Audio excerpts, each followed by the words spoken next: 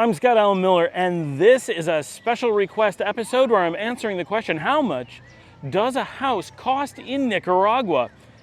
Okay, so there could be very few more loaded questions. There's, how do you answer something like that? How much does a house cost in the United States?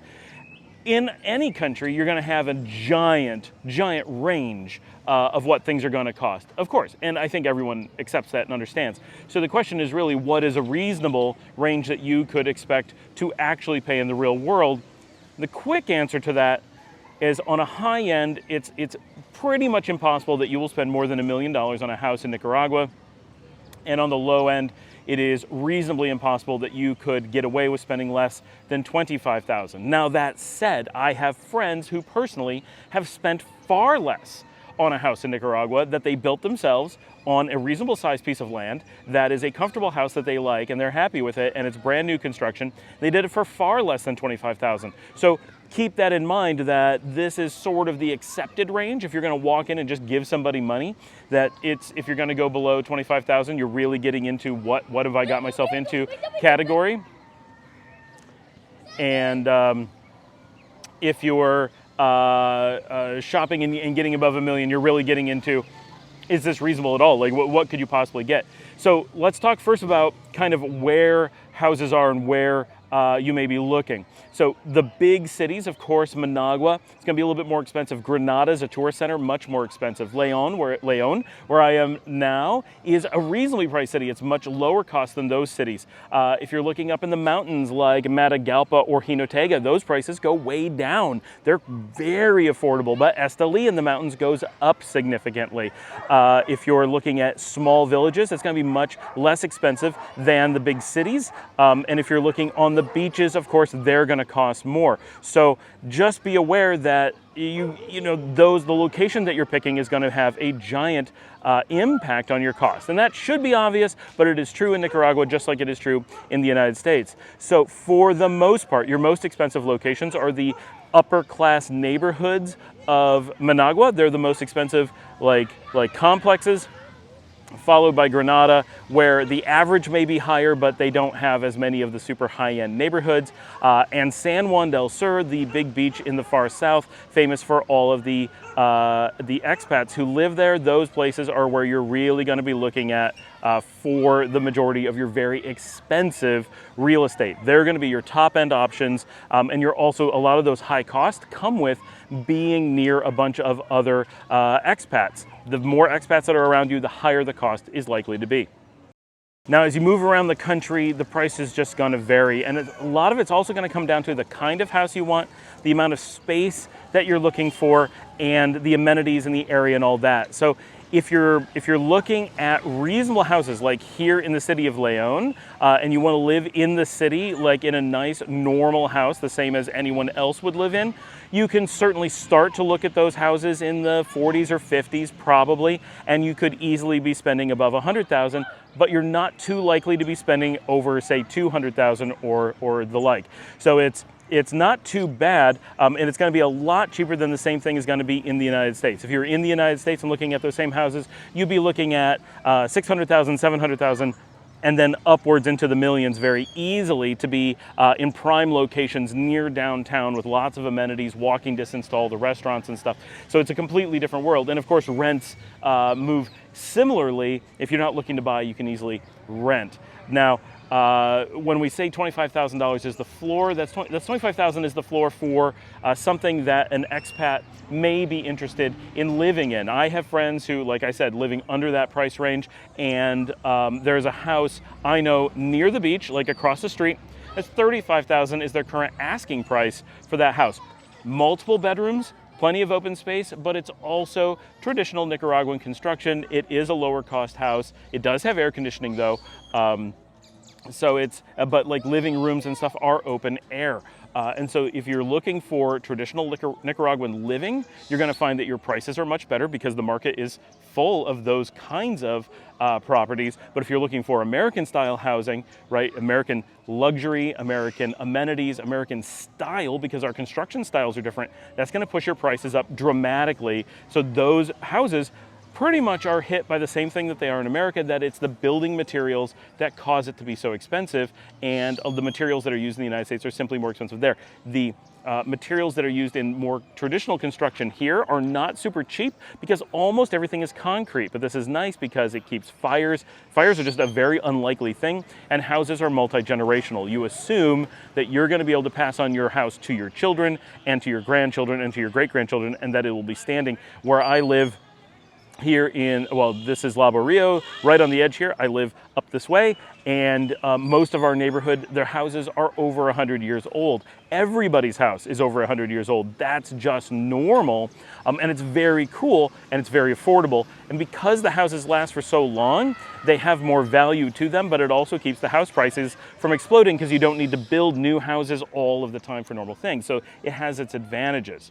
I think that you'll find that the majority of expats who move to Nicaragua are looking to spend on a house somewhere between about $80,000 and $300,000. That's probably a pretty reasonable range. And I know it's a huge range, but if you were to talk the same thing in the United States, you would expect price ranges that were similarly odd. You would not expect, you know, someone who's looking to budget live in a one bedroom versus someone looking for extensive property with outbuildings and 6 bedrooms and all that to be in the same price range. The same thing here. It being able to get into something that expats tend to like for 80 or 90,000 is difficult, but completely doable. I know people though who have gotten 4 bedrooms on the beach for 135, and so there's, ooh, that was a big fly. The effective price range that you could spend is not that bad, even if you go up into Fatima, which you can see in one of my episodes. I did a tour of Fatima specifically for people who are looking up there.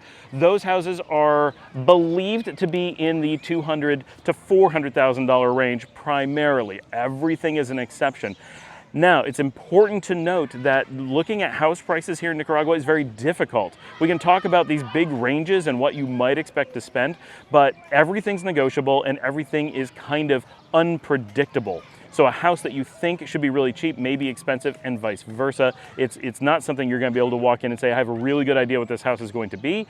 You kind of have to just find out. And there's reasons for that, and I'm going to cover that in the next episode, the next specialty episode, because it's such a big deal. I want to have an entire episode on that. So if you're watching this, you definitely need to watch that one as well, because I'm going to cover some really important stuff about house prices as opposed to what the house prices are. I want to talk about why they are as hard they are to figure out.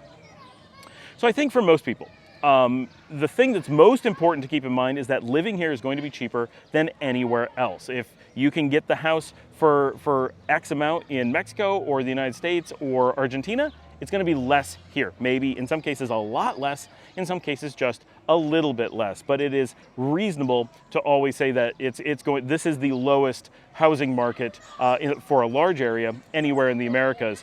Your money is simply going to go mind-blowingly far. Rents I have seen for a 1-bedroom furnished apartment starting at $120, and of course renting an entire house might be closer to $300, but you can completely rent an entire house for $300 a month, and you can use rents to kind of predict about what house prices probably are. If you're renting at $300, it is unlikely that you're going to buy the house for much more than $100,000, $110,000. So keep those in mind when you're looking at, you can look at what rents are to get an idea of what purchasing would be for something similar. Of course, neighborhoods and all that really, really matter, and finding something that you want may be the harder challenge. Most expats, though, are going to be looking in San Juan del Sur, where there is just a huge number of developments, and even in the town, there's lots of buildings built specifically to attract Americans and Canadians. So that's going to be fairly easy. There'll still be a lot of shopping around. You're going to have to spend a lot of time figuring out, do I want to be on this hill, this view, this breeze, down low by the village so I can walk in, do I need to take a taxi, all those kinds of things. And if you're looking at Granada, do you want to be in the tourist zone or outside the tourist zone? Same thing. Do you want to be able to walk to all the restaurants, or do you want to have to just take a taxi? If you want to go to, you can always go to your local stuff. There's always a fratanga across the street, that kind of stuff. Here in Leon, if you're walking distance to El Centro, you're going to pay a premium for that. If you want to live very far out, even Fatima, while Fatima is a luxury neighborhood and the houses are fantastic, you are still looking at lower prices for the same buildings compared to the places down here in, let's say, Labo Rio, because they are so far away from El Centro that you have to take a taxi to go to everything, whereas here, I can just walk out and go to 100 restaurants. I don't need a taxi. That's important. When you want to stumble home at night, you don't want to deal with finding a taxi. You don't want to worry about having money. You want to walk out of the bar and say, I'm just going to walk home. And you can. And it's a wonderful lifestyle. You pay extra for that, of course. Managua is a little bit different. The city is so large that you can always walk to a lot of stuff, but there are lots of neighborhoods where going out and walking is not advised. And there are neighborhoods where you can go out and walk anytime, anywhere. And those that are heavily policed and totally safe are going to cost much more than those that are quite dangerous. So you get the largest swing in Managua for sure, whereas San Juan del Sur, everything is reasonably expensive, and you're never going to get into a place for $20,000, $30,000. It's just not going to happen. In Managua, you could totally do it. You probably won't like it. And in somewhere like Matagalpa, where the prices are really low, spending $30,000 may be completely adequate to get you a house that you really, really like. So keep in mind all of those things. All right, I don't want to make this go too long. Please ask specific questions as much as you can about houses. I hope that this was informative. It's a really interesting topic, but it's a really hard one to get any information across, because it's like I have specific examples. I know lots of people who've done it, but at the end of the day, it's very, very hard to say this is what houses cost anywhere. And to give a good feel. The one thing that I do know is you know that your prices are going to be good. If they don't feel like really good prices, walk away. Something will be really good. If it feels like a bad deal, it probably is. People will take advantage of foreigners, and so you definitely want to have a local negotiating prices and someone who doesn't know that a foreigner is buying, because they will be very aggressive on the price for logical reasons if they know it's going to be purchased by someone from outside the country. Thanks for joining me. I'll see you next time. Please remember to like and subscribe and share on social media. Post this on Facebook. Tell your friends, and especially not just about this channel, but about the opportunities in Nicaragua. It's a wonderful country, and we'd love to see more people visiting and more people moving. I'll see you tomorrow.